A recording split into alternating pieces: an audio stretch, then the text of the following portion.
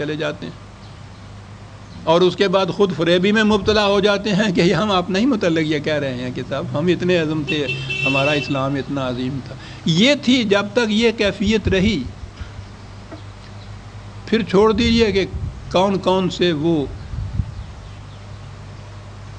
اسباب اور عناصر پیدا ہوئے جس سے یہ کیفیت نہ رہی، وہ تو میں نے اپنے یہاں کتابوں میں درج کیا ہے۔ یہ تھا جو کرنا تھا۔ اس کے بعد جب یہ دین مذہب میں تبدیل ہوا تو پھر جو تبدیلیاں آئیں وہ پوچھئے نہیں۔ کتاب کی تعلیم وہ تفاسیر جو اس دور کی ذہنی سطح کے مطابق ہمارے آپ جیسے انسانوں نے مرتب کی تھی،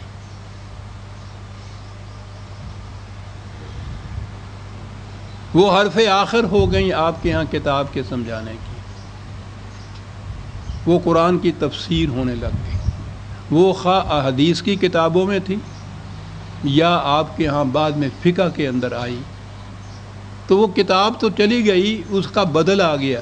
حدیثوں کے متعلق تو کھلے بندوں کہہ ہی دیا مثلہ ما ہو، قرآن کی مثل قرآن کے ساتھ چلیے بھائی۔ فقہ کے متعلق ان کے ہاں ایک بہت بڑے امام ہیں، یا ان کا خود عقیدہ ہے کہ فقہ اور قرآن اور حدیث کے کسی حکم کے اندر تضاد پایا جائے تو قرآن کی آیت کی پہلے تو تفصیل نہیں، تعویل ایسی کرو کہ وہ فقہ کے حکم کے مطابق ہو جائے، اور اگر یہ دیکھو کہ ایسا ممکن نہیں ہے تو سمجھو کہ قرآن کی آیت منسوخ ہے۔ کتاب کا تو یہ اثر ہوا، جو اس کے پھر معنی یا اس کی حقائق و معارف جو تھے سمجھائے گئے، ان کے متعلق تو میں ہر بار کوئی نہ کوئی آپ کو مثال دیتا ہی ہوں۔ عرش خداوندی، وہ آپ کو معلوم ہے کہ وہ عرش پانیوں میں تھا، اس کی تفسیر کہ وہ یہاں سے وہ 6 آسمان ہیں، ہر آسمان کے درمیان 500 سال کا فاصلہ ہے، 7ویں آسمان کے اوپر ایک سمندر ہے، سمندر میں کی گہرائی بھی وہ 600 میل یا 700 میل کے فاصلے کی ہے، اس سمندر کے اندر 6 پہاڑی بکرے کھڑے ہیں، وہ سمندر کا پانی ان کے گھٹنوں تک آتا ہے، ان کے سینگوں کے اوپر خدا کا عرش ہے،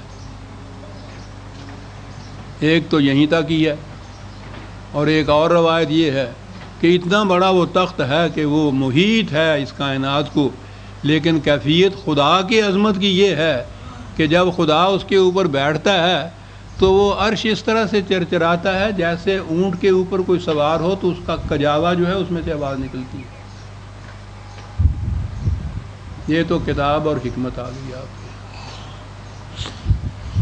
اس کے بعد عقل کو تو انہوں نے طلاق ہی دے دی، شریعت کے معاملے میں عقل علم ہے ہی نہیں، سوال ہی نہیں پیدا ہوتا۔ عقل سے کام لینے والا جو ہے وہ دہریہ ہے، ابلیسی ہے، زندیق ہے۔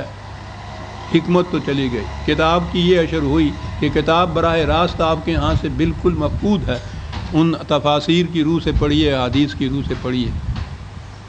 حکمت جو تھی جس کے معنی وزڈم یا عقل و علم اور بصیرت تھا، وہ تو شریعت کے سے خارج کر دیا گیا، اور حکمت کی جگہ آپ کو معلوم ہے کہ اصطلاح آپ کے یہاں حکمت عملی۔ حکمت عملی کا تقاضا یہ ہے، یعنی نظریہ ضرورت، جو مصلحت ہو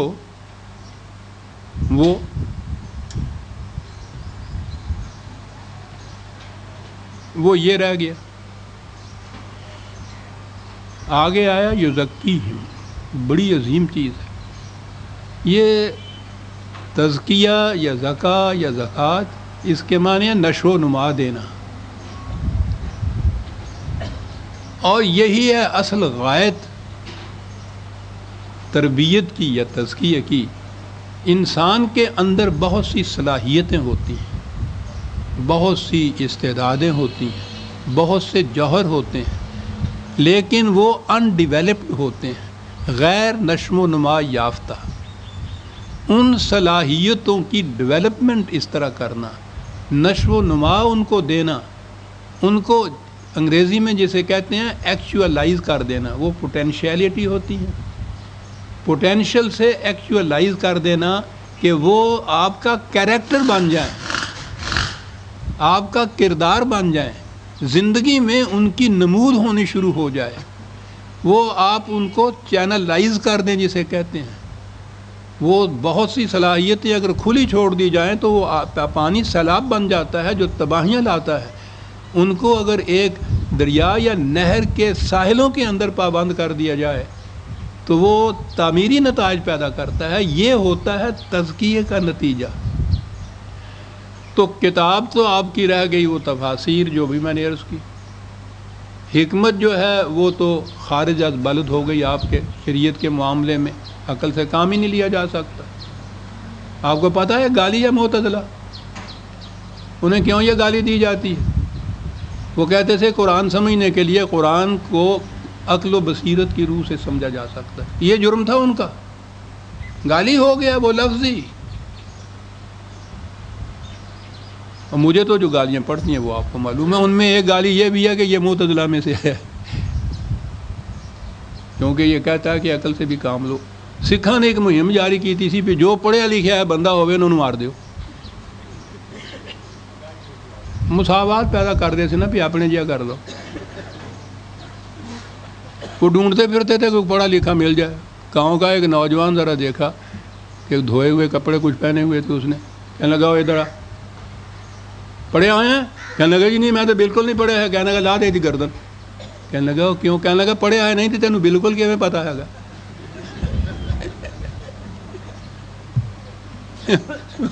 معتزلہ وہ کیوں، کیا جرم ہے کہ یہ عقل کی بات کرتا ہے؟ کھوتا کیوں نہیں ہے؟ آگے آتی ہے وہ آیت، میں نے اس کا ترجمہ کیا ہے۔ یہ کتاب کے ساتھ حشر ہوا، یہ حکمت کا حشر ہوا، باقی رہ گیا تزکیہ۔ تو تزکیہ نفس جو ہے وہ آپ کے یہاں پیروں کے ہاں ہوتا ہے۔ آئیے جو ضربیں لگاتے ہیں آپ کے یہاں تو معلوم نہیں، یہاں ہمارے ہاں قریب ہی ہے کوئی مسجد، صبح کی نماز کے بعد پھر جو شروع ہوتا ہے، پھر وہ چلے، ریاضتیں، مراقبیں، وہ جو 20 سال تک یہ نابکار بھی کرتا رہا، تزکیہ نفس ہوتا ہے۔ بھئی وہ ہوتا کیسے ہے؟ نفس کو مار دینے سے، یعنی انہوں مار دینے نال تزکیہ ہوتا ہوندا پیا، یعنی اس کا تو جنازہ نکل گیا۔